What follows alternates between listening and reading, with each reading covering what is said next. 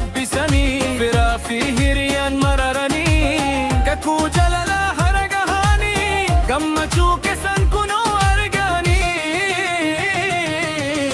Jaalala dhugaa onneen koo beektee yeroon si argu soodaan na dhiistee gorsa aadaa eebba abbaa siin jiraachuun ulfina qaba gara kee deemuun filannoo ishee guyyaa hara gammachuun bashee siin kolfaa siin boo'aa hanga du'aatti si wajjin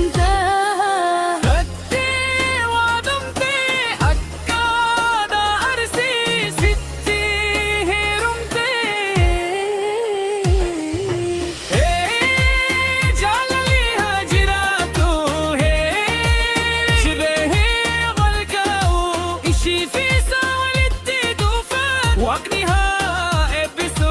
arsii haa guutan sirbi haa ol ka'u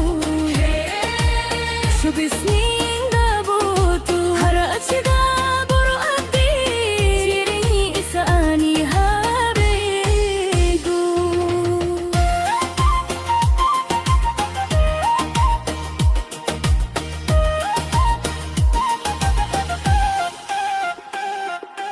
Siin jiraachuun isaa ulfina sitti heerumuun baay'ee gammannaa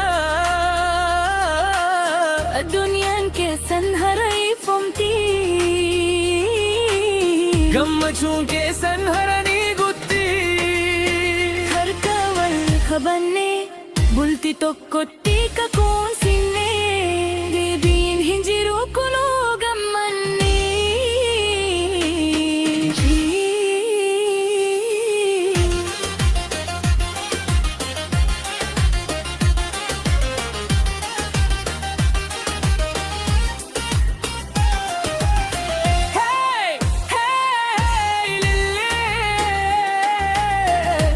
Arsii shubbisaa jabeessa jaalalli haa jiraatu gammachuun haa milkaa'u Ijoollee horachuun milkiin uffatam gammachuun haa baay'atu sirbiin dhaabatu shubisni